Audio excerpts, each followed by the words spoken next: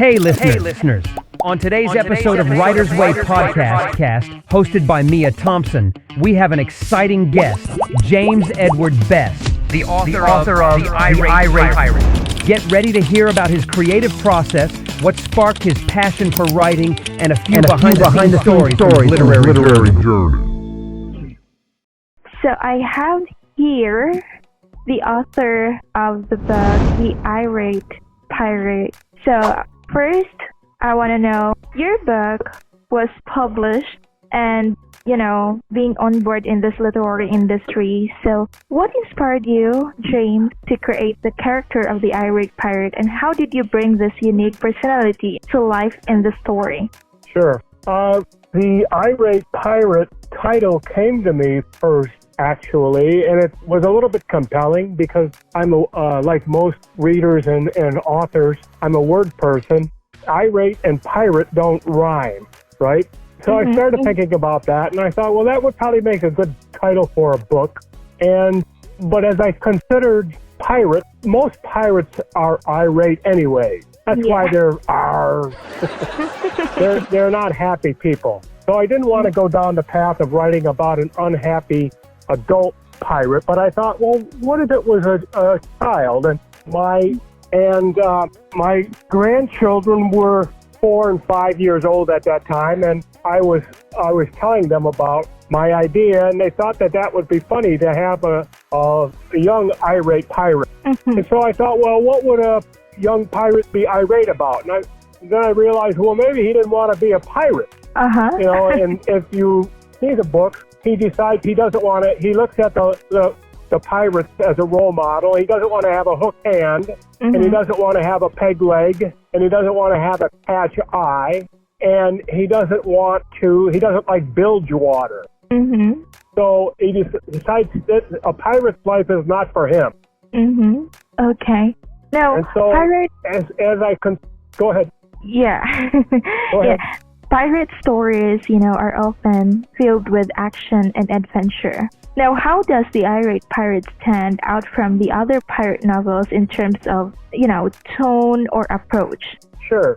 Well, being a book for young readers, it had to be funny and humorous. I like that. They have to, and he wasn't an actual pirate yet, so he couldn't do many of the things that typical pirates do, obviously. And we focus more on what would he have to face in terms of social pressure from kids at school. He'd have to tell his parents, which is very difficult, that he's not going to live up to what they expect him to do. And then he'd have to tell people at school, his teachers, etc.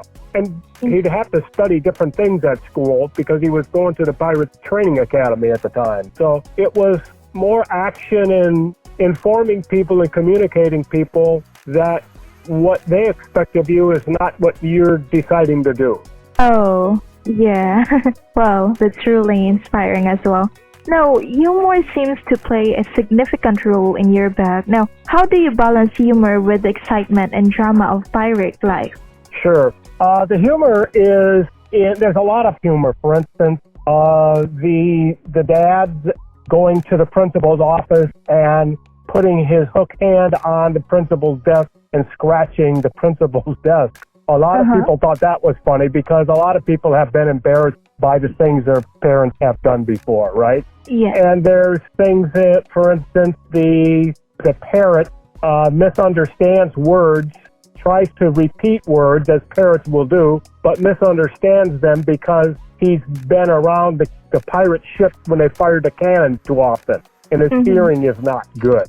So just things like that, little incidents that make it a little more fun. And what I wanted to do really is I envision, for the most part, parents, mothers and fathers, reading that book along with their children. So you want to make it fun for the adults as well, because I think reading together is one of the greatest experiences families can have.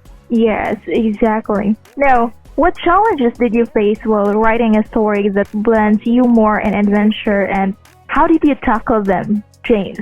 Well, yeah, and what I wanted to do was, more than anything, convey a message to children that here's something that happened. And I've had a lot of people, even adults, that have read it and said, you know what, I went through this when I was a kid, or my mother didn't want me to study this when I was in college, or my dad thought that I should an attorney. And so it's pretty much a universal theme that there comes a point in time when we have to take ownership of our life and tell people this is the way that I'm going to live. And I wanted to, more than anything, find an easy way for children to understand it's okay to be yourself and don't feel pressured to live the way other people tell you should live. So, can you tell us, James, more about the world you've built in the Irate Pirate, and how does the setting influence the characters and their actions? Sure. Well, what I wanted to do was make it so that Petey was growing up in a community where the pressure to conform, the pressure to be a pirate was almost overwhelming. And I wanted the children to understand that it wasn't just a little pressure. He was growing up in a pirate town. His dad was the big pirate in the town. His mother had been a pirate, and he was going to the Pirates Training Academy. And all of his friends were training to be pirates. And so Petey faced an enormous amount of people that expected him to become a pirate. In fact, he was very good at it. In the story, it comes out that Petey was expected to be the town's next great pirate. And so when he decided that's not what he wanted to do, he had to find ways to communicate with everybody. So in a conventional story, a pirate might be viewed as courageous because of the chances they take and the smuggling way that they live.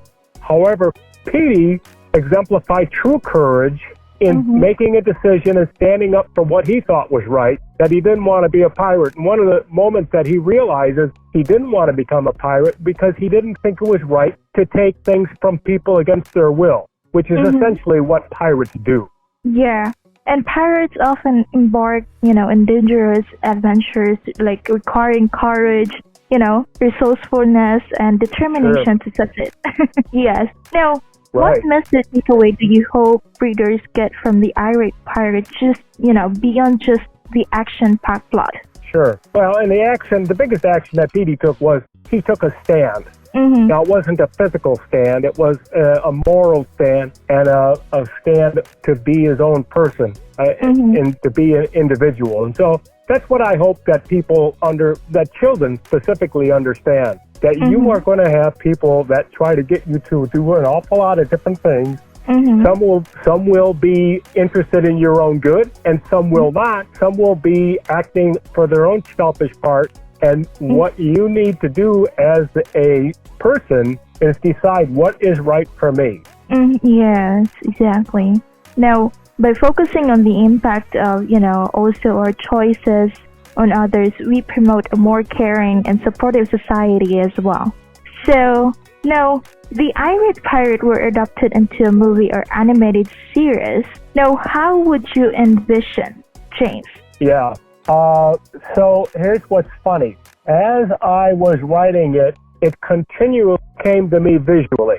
I could see the Pirates Training Academy. I could see how Petey would sit down at a table and he'd call a family meeting, which even if children learn it's okay for them to call a family meeting, I think that's a wonderful thing for children to learn in a family situation, right? Yeah, so as exactly. I wrote those things, and I wrote the Pirates Training Academy, which I thought was very funny. If you're in a town that is famous for pirates, and the pirates have to go somewhere to learn. So there's that element of humor as well. But as I wrote it, it was very visual to me. And my illustrator, Emily Lynch Victory, when she read it, she said, "Oh my goodness, there's so many great images that you make as you have written the story. I can't wait to illustrate it." And it was very gratifying for both of us when she turned those words into images very much like as I had imagined them. And it was at times when I didn't even say, "Let's illustrate this, let's illustrate that." She picked it up in the way that I described it in the narrative. And so we could see, and we talked about it a lot, it could easily be like an animated series where you've got parents who are very, to have a mother who was a pirate and then is a very loving mother was a bit of it was funny. There's a lot of depth in that character that we could build upon. And the father is a very funny character, that he's a pirate. He wakes up and clops on his peg leg.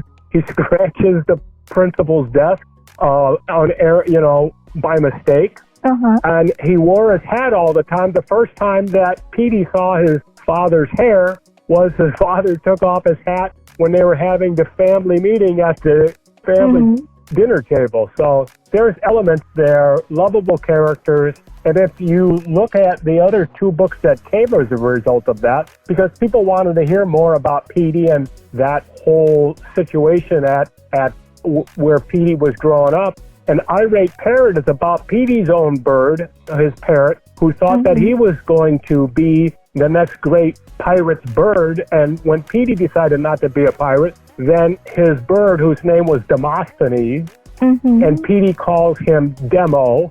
Demo had to find his own way in life because he was being teased by his own friends. And then in the next story, two irate parents, Petey is getting bullied at school. And the dad decides to get involved, and he challenges the teacher who is contributing to the bullying to a duel. But the duel is not what you would think a pirate would typically do. The duel is a spelling contest.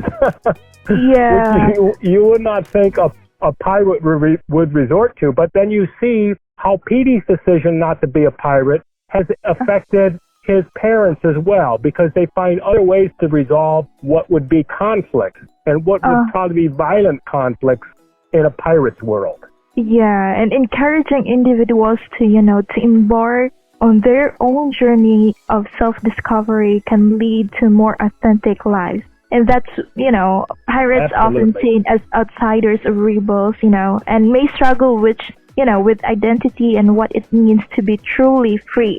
Now, when people embrace their true selves, they find peace and fulfillment, which in turn positively affects their communities, right? So absolutely. It leads to, a much happier society. Exactly. Now, what aspect of the book do you think would translate best to the big screen? Yeah, I just think the challenges that Petey is facing. There are very much social issues that everybody relates to. He's a good, decent kid, but he doesn't always totally obey his parents, which is a good sign. It's a healthy way of looking at your life and learning how to be responsible for your own decisions. And I just think that to imagine visually a pirate's town, you could have so much fun constructing that. Because where would a pirate go to get a hat, right? It would be a different type of hat shop. And where would a pirate go, for instance, to get sunglasses? Just things like that. It's just a funny way of looking at things. And what does a pirate do for recreation? As a family, you could have a lot of fun constructing that and bringing that to life. Yeah, exactly. Now, would you be open to collaborating with filmmakers or screenwriters to bring the Irate Pirate to life in another medium? Yeah. I've talked to people before about that. We haven't gotten to that because I've been writing other things, but I think that there's a great interest in that, and I think it would be a lot of fun. Yeah, exactly. Now, do you have any upcoming books or projects in the works aside from your 3 books, Hats Off, The Irate Pirate, and Irate Pirate? Do you have any projects upcoming? Yeah, we've just released a couple of new books, good for young readers. One is called Billiam. It's like the word William, but the name is Billiam, Billiam, goes ballistic. And it's about a moose who decides to do something about the humans that are polluting the moose's pond. It's a very, very funny book. Oh, okay. Now, since you have this, it's truly a talent of yours that you are able to publish a book, James. Now, what advice would you give to aspiring writers, especially those looking to write an adventure like this book or pirate-themed stories? Yeah. So what I would say is particularly for children, I think it's important to have a message to have to children. I think that we can teach our children and frankly help parents have good relationships and effective relationships with their children. I think it's really important. That's why I wanted the book to be something that parents and children both could share and enjoy. And I've gotten that feedback, that the parents, they relate to the situation that Petey's parents are having. They understand the situation. So I would say have a message. Have a message. It doesn't have to be heavy. Like the Irate Pirate's it's an important message, but it's not heavy-handed at all. And you can see those messages at the last page of the book where I talk about Petey's treasure map, the things he learned about the way, for instance, being comfortable to be yourself. And if you need answers, talk to the people that are likely to know. And don't say, I don't know. Stop and think about what you do know and then fill in the blanks, right? Those are valuable lessons, but they're not done in a heavy-handed lecturing way. So have a message. Write about something that you love to write about, and remember what you loved when you were young. Yes, I think a lot of writers forget that. And to me, that's always been, okay, what did I enjoy? What would I have been really interested to see? Okay, a pirate town, a pirate's training academy. What things do they teach there? Like Telescope 101. It's really the courage, the care and feeding of parrots and stuff like that. I think it would be funny. Now, what has been the most rewarding part of writing The Irate Pirate, and what do you hope it will accomplish to your readers? Yeah, I hope, first of all, my goal was to make it so that children had a way of understanding that they should be comfortable being themselves, that there's going to be social pressure. People won't come knock at your door and say, we're going to put social pressure on you today.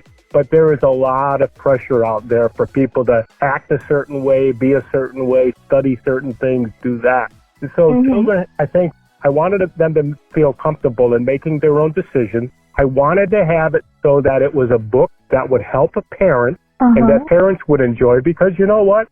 Parenting is a big responsibility, and it's probably one of the most rewarding, no doubt about it.